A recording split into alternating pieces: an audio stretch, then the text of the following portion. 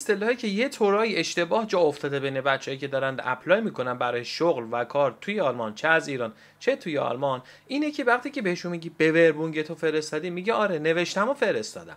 در اصل این برای ما فارسی زبان ها حالا از یه جایی شروع شده اشتباه جا افتادن توی مردم که آنشغایبن یا موتیواسیون لتر رو به اسم بوربونگ میشناسن و از همه بدتر اینه که میان اینو قیاس میکنن با ایمیل.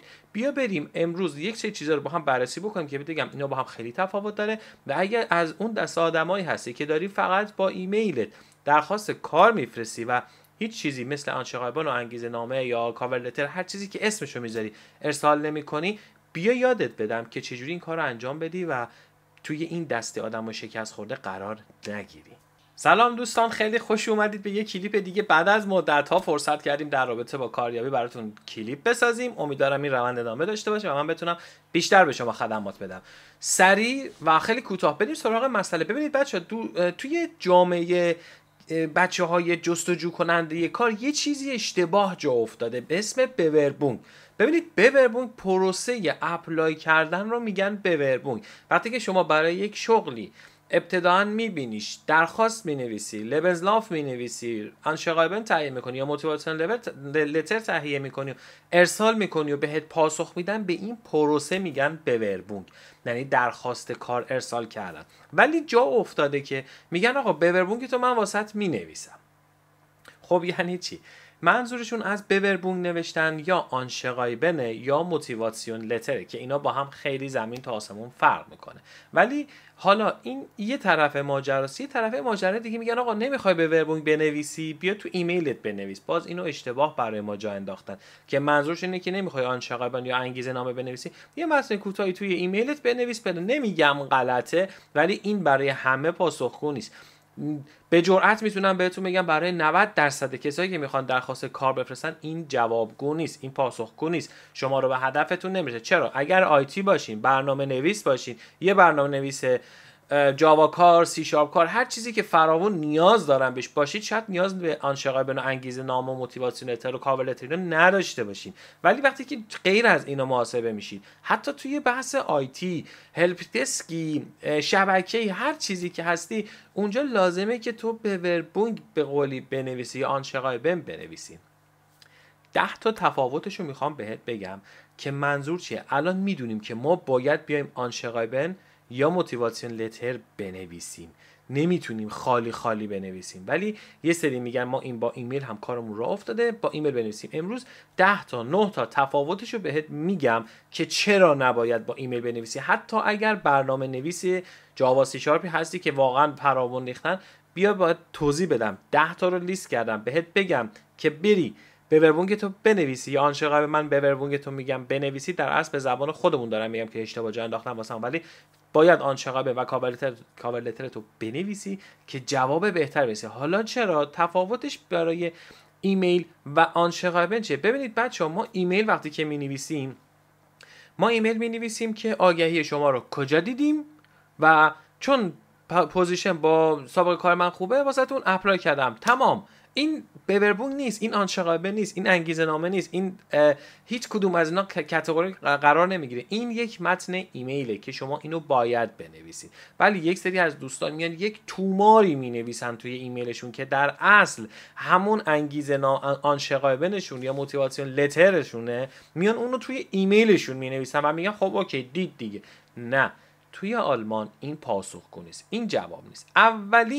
اولین چیزی که تفاوت داره توی این زمینه که توی ایمیلت ننویسی آنشغایبن تو و آنشغایبن تو جداگانه بنویسی در یک فایل جداگانه، در یک پی دی اف جداگانه، کنار لبنزلافت و کنار سوگنیسات آپلود بکنی توی ایمیلت. آنشغایبن رو هم باید با قالب پی دی افت آپلود بکنی و بنویسی. حالا چه تفاوت‌هایی داره؟ تفاوت اولیش که گفتم اسمش رو بزنیم تشریفات. این تشریفات یعنی چی؟ یعنی شما وقتی که داری اپلای میکنی، میای لبنزلاف تو آپلود میکنی، سوگنیسا تو آپلود میکنی، آنشغایبن یا موتیواسیون لتر تو آپلود میکنی و در یک قالب زیبا در اصل بوربونگ تو میفرستی. شرکت های آلمانی این تشریفات رو دارن، باید براشون این کار رو انجام بدی. کاریاب منظورم نیست ریکروتینگ نیست این کسایی که فقط از شما اطلاعات میگیرن و میرن و پیداشون نمیشه، نیست. برای شرکت اون کاریاب میاد این کار رو واسه شما میکنه که توی قالب ایمیل نمیزنه و وقتی که شما اینو میفرستید کارفرما اینا رو دانلود میکنه و در یک قالب درست و حسابی یک جا ذخیره‌اش میکنه و شما رو به عنوان کاندیدا در نظر میگیره. یعنی حداقل شانستون رو برای کاندیداها شدن بالاتر میبرید. دومیش اینه که ظاهر حرفه‌ای دارید به کارتون میدید، دارید نشون میدید من یک شخص حرفه‌ای هستم توی این مسیر و میخوام بیام برای شما کار بکنم. و همونطور که گفتم چون اینا تشریفاتی ان، آلمانی ها تشریفاتی ان توی مسئله کاریابیشون، میان میگن خب یک شخص حرفه‌ای رو ما داریم استخدام میکنیم و ما چنین شخصی رو نیاز داریم. چرا؟ چون این شخص رفته زمان گذاشته، انرژی گذاشته، وقت گذاشته، برای این کار ما اپلای کرده. پس این یک پله از پله ها از توی این پله بوربونگ، یعنی پوزیشن هایی که دیگران اپلای کردن، شما بالاتر قرار میگیرید. اگه 10 نفر اپلای کرده باشن شما الان میایید نهمی قرار میگیرید. تفاوت بعدی که داره، ببینید قالب بندی گاهگداری واسه من از چین ایمیل میاد، از عربستان ایمیل میاد، از کشورهای عربی واسه من ایمیل میاد، از ژاپن ایمیل میاد. بعد این قالبش توی ایمیل الان کمتر شده، داره یاهو، جیمیل اینا رو در اصل مدیریت میکنه، ولی از چیزهای دیگه، از پست‌فخ‌های دیگه که استفاده میکنی، اینا وسط فرمتش میریزه به هم. نمیگم همیشه ایجاد میشه، همیشه به وجود میاد، ولی وقتی که شما یک فرمت درستی رو ارسال میکنید مثل PDF، این PDF دیگه قراقاتی نمیشه، چپ و راست نمیشه، عددا نمیره اول کلمات بیاد آخر و خوندنش نامفهوم بشه واسه اون شخصی که دارید براش ایمیل میزنید. و این قالب بندی رو برای شما رعایت میکنه که میتونه جایگاهتون رو به 8مین کاندیدا برسونه. نکته بعدی وضوح، شفافیت. چه اتفاقی میفته وقتی که شما اسنادتو آپلود کردی، این 3 تا اسنادی که بهت گفتم، کارفرما این رو دانلود کرد، حالا کارفرما میتونه اینا رو مدیریت بکنه، اینا رو میتونه یک جای ذخیره بکنه و یک جای داشته باشدش. فکر نکنید میاد ایمیل شما رو کپی پیست میکنه، یه فایل ورد واسهتون درست میکنه، اینو میذاره توی فایل ورد رو ذخیره میکنه. نه، یه پوشه درست میکنن و فایلای دانلود شده شما رو توی اون پوشه با اسم خودتون قرار میدن که بعداً ازش استفاده بکنن. اگر این کارو نکرده باشید این شانس رو از دست میدین. نکته بعدیشو که خیلی در جریان نیستن،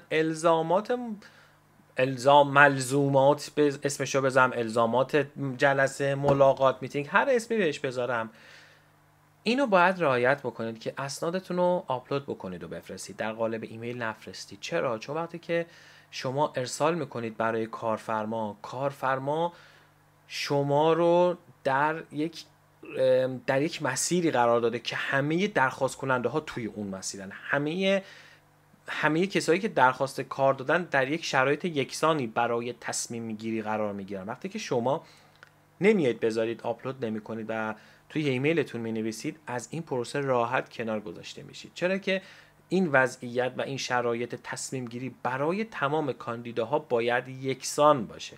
یعنی چی؟ یعنی همه باید آپلود کرده باشن و همه در یک جای ذخیره شده باشه برای مدیریت کردن. و وقتی که شما اینو ندارین، جدایی از اینکه خودشون تنبلی میکنن، تنبلی که چه عرض کنم، خودشون اصلا این کارو انجام نمیدن برای شما که براتون فایل ایجاد بکنن، میان در نظرتون نمیگیرن و خیلی راحت ایگنورتون میکنن. پس حتما آپلود بکنید. پرایوسی توی آلمان خیلی بالاه. یکی دیگه از کاتگوریایی که من انتخاب کردم این پرایوسی شماست، این حفاظت از داده‌های شخصی شماست. شما وقتی که به وربو میفرستید، آدرس‌های ایمیلاتون رو میفرستید، سایتتون رو میفرستید، شماره تماستون رو میفرستید و کلی اطلاعات دیگه میفرستید که توی یک قالبی باید قرار بگیره که شاید اون شخصی که داره اینا رو ایمیل رو میخونه اجازه دسترسی به اطلاعات شما رو نداشته باشه و اکسس اینو نداشته باشه که بخواد اطلاعات شخصی شما رو بخونه و فقط کسی که به وربونگتون و اسناد شما رو بررسی میکنه این اجازه رو داشته باشه. و وقتی که شما توی ایمیلتون مینویسید اینا رو راحت در اختیار همه قرار دادین، یعنی ریختین رو. شاید برای ما ایرانی مسخره به نظر برسه، ما که خدا رو شکر هیچ داده شخصی واسمون معنی نمیده توی ایران، حالا میخوام بریم توی آلمان پرسازمون. نه، توی آلمان باید این اطلاعات یک جایی در اون دیتا ذخیره شده باشه و اون دیتا رو شخص ممکنه نتونه ببینه، در صورتی که 90% مواقع شخص میتونه دیتا رو ببینه چون داره دانلود میکنه، توی یک جایی ذخیره میکنه و این دسترسی رو بهش میدن که بخونه. ولی معمولا این کارو نمیکنن خود آلمانی ها، به خاطر اینکه دسترسی و حفاظت داده‌های شخصی خیلی واسهشون اهمیت داره. قبل از اینکه برم دوتا دیگه آخر رو بهتون بگم، میخوام بگم اگه تا الان ویدیو رو دیدی، اگه خوشت اومده این دکمه لایک رو بزن. این دکمه لایک تو باعث میشه که من انرژی بگیرم که بدم تو دوست داشتی این کلیپو، نه به خاطر بازدیدی که من بخورم، نه چه این چیزی نیست.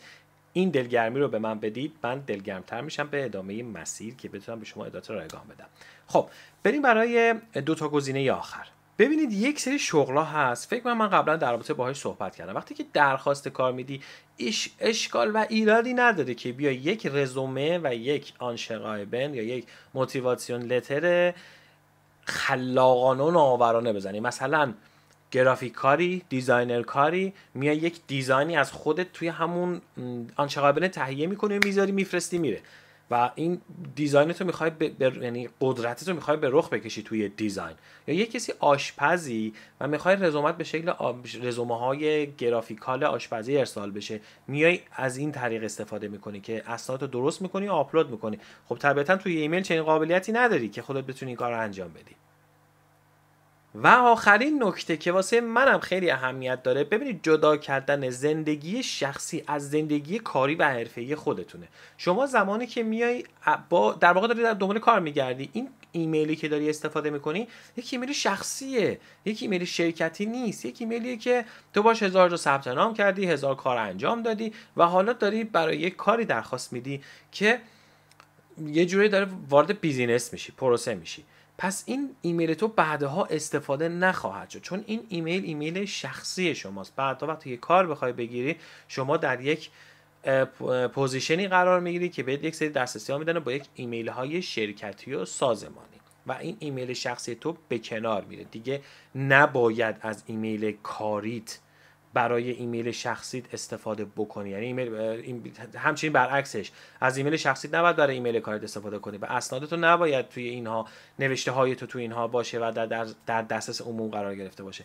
جدا میکنیم اینا همه رو که فردای روزگار به هر دلیلی این ایمیل شخصی ما با ایمیل کاری ما قاطی نشه. این نکته بود که خواستم بهت فقط این تنها تفاوت‌ها رو بگم. شاید هیچ وقت بهش فکر نکرده باشی ولی حالا اطلاعاتش رو میدونی و امیدوارم که به کارت بیاد و دوست داشته باشی و همینطور که بهت گفتم لایک بکنی و ما رو به دوستات معرفی بکنی. خوشحال شدم. امیرحسین بودم.